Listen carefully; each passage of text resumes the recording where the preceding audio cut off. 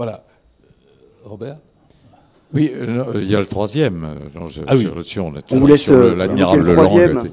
Troisième. Ouais. Alors, sur le troisième film, alors bon, je vous laisse y aller parce que, alors là, c'est marrant parce que... Votre sentiment. À mon sentiment à moi, je trouve que, pour ceux qui n'ont pas lu Primo Levi, c'est 1 minute 30 de cours sur la responsabilité historique du silence, de l'occultation du crime, du plus odieux crime qui n'ait jamais été commis, du côté immontrable de cette mise à mort industrielle de 6 millions de personnes, par des gens qui ont vu,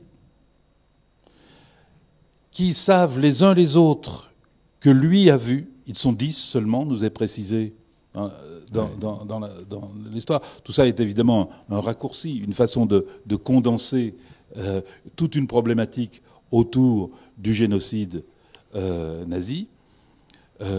Et il y a là quelque chose de absolument extraordinaire, de concrétion, de ramassage synthétique en quelques images, toutes muettes, pas besoin de grandes phrases, pour dire que un crime est immontrable. Les témoins qui pourtant l'ont vu n'ont pas besoin de nous le montrer, de nous le désigner, nous n'avons pas besoin de le voir pour savoir ce qu'ils voient. Évidemment, c'est un film de l'après. Nous savons, aujourd'hui, nous, spectateurs, les crimes qui ont été commis. Le type Tukur, le formidable acteur qui voit, ce scientifique allemand qui découvre les camps et les abominations qu'on y commet, à ce moment-là, fait passer par son visage, alors qu'il ne peut rien montrer de la terreur qui le saisit. Il ne peut rien montrer, car sinon, il serait dénoncé par les autres, qui eux aussi trouvent ça terrible, mais ils trouvent ça terrible comme quelque chose, comme un spectacle est atroce. Ils ne voient pas, ou ne veulent pas voir, les conséquences génocidaires littérales et criminelles contre l'humanité que cela représente. Nous le savons, car c'est de l'après-coup. Pardon. Non,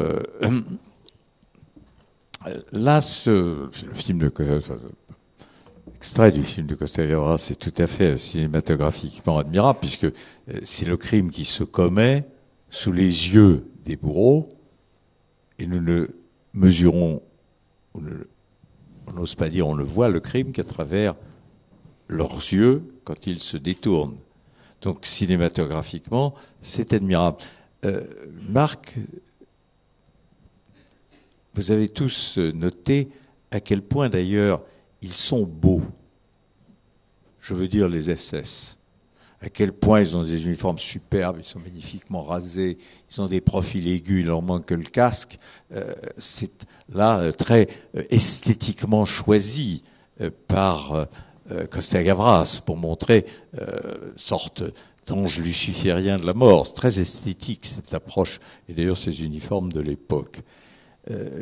Le problème, pour moi, c'est que, d'une certaine manière, Costa-Gavras leur fait un cadeau immense par rapport à Primo Levi, il les humanise. C'est-à-dire que même eux ne supportent pas le spectacle qu'ils découvrent à l'intérieur de la chambre à gaz et qu'on imagine trop bien. Et il, par cet instant d'émotion de ces hommes qui doivent être impitoyables, il leur rend une humanité que Primo Levi leur refuse. Car c'est quand Primo Levi voit le regard vide, l'œil vide du SS qu'il enregistre à son arrivée dans le camp, qui mesure qu'il n'est plus un être humain, il n'est plus rien. Alors que ici, ils redeviennent des humains, et l'avertissement solennel, vous n'êtes que 10, fait qu'il faut vous taire. Ça me préoccupe un peu par rapport à la pratique ordinaire qui caractérisait ces assassins. Et j'ai le souvenir, j'ai une longue vie derrière moi maintenant, j'étais au procès Eichmann, je suis un des rares encore témoin du procès Eichmann. J'avais été pour le journal L'Express. Pour une raison simple, il y avait le Festival de Cannes et François Giroud préférait aller au Festival de Cannes. Ce que je comprends parfaitement qu'au procès Eichmann, dont on ne savait pas encore ce qui serait. Je le dis clairement, mais après, elle y est allée quand je lui ai dit. Donc je suis allé. Et entendre Eichmann, comptable de cette industrie, dire qu'en effet, il l'a dit, oui, j'ai une fois regardé, on y amenait les principaux responsables pour qu'ils se rendent compte, et vous avez raison, qu'ils soient liés par le pacte de silence, de culpabilité et de mort, et le président lui a dit, et il a marqué un temps d'arrêt, et d'une voix très calme, il a dit c'était difficile, mais d'un ton complètement atone, sans rien. Donc là, ça me gêne un peu. Enfin, je ne crois rien, je ne sais rien, mais cinématographiquement, c'est admirable. Alors, ce qu'on mesure très bien, c'est que ce soit ou la petite fille, ou les juifs, etc., on ne voit pas le crime. On ne le voit pas.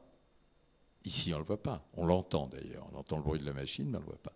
Donc, on escamote, d'une certaine manière, la représentation du crime. Ça n'est plus le cas après. Mais là, c'est encore... On mesure d'autant mieux l'horreur du crime qu'on ne le voit pas. Est-ce qu'il y a des questions? On va prendre 2-3 questions, s'il y en a. Monsieur? Oui, il me venait une réflexion là par rapport à cette présentation, d'interroger les participants, le président et la personnalité qui l'accompagne, sur le fait que, est-ce que là, on n'a pas, dans les représentations qui nous ont été exposées, traduit cinématographiquement finalement un certain type de crime, c'est-à-dire un crime qui était mu soit par la cupidité ou la gratuité ou le fanatisme politique. Et est-ce que le cinéma aurait saisi le même crime dans des situations différentes où le crime était par exemple un crime rédempteur, un crime vengeur, un crime justifiable entre parenthèses. Et donc c'était ma question pour savoir si finalement c'était pas tant la prise de vue sur le crime lui-même en tant que geste que finalement la représentation de ses motivations. Et que l'image, pour des motivations défendables ou pour des motivations non défendables, aurait été, en termes de prise de vue ou d'expression, différente.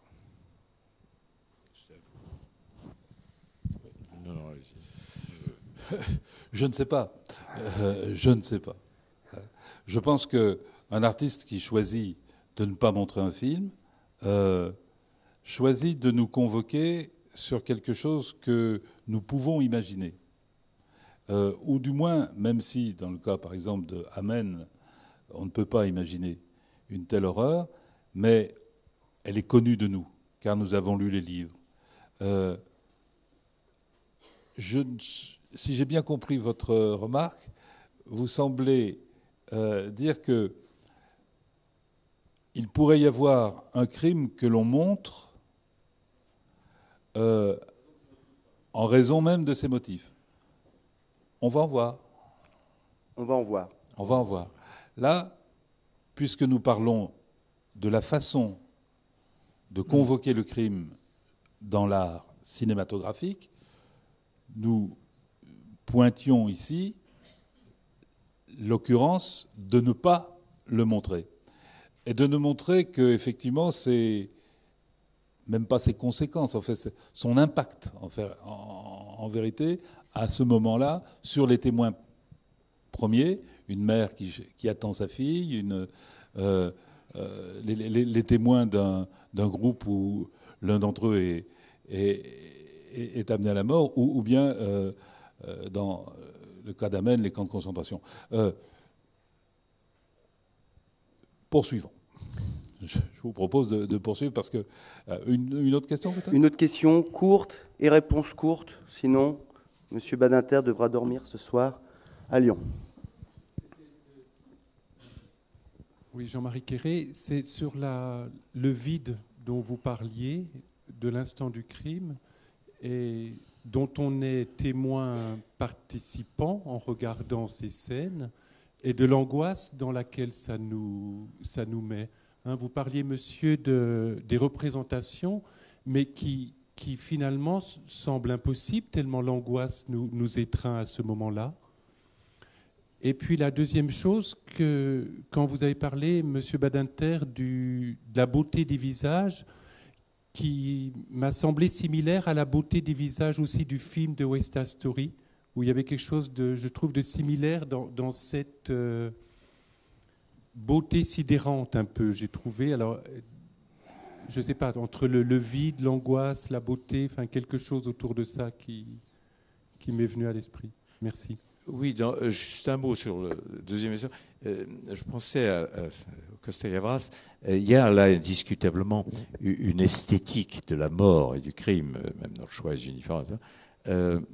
Ce que, en deuxième réflexion, me suggère ce plan extraordinaire, c'est qu'il traduit bien par là, Costa-Gavras, le côté crime de bureau.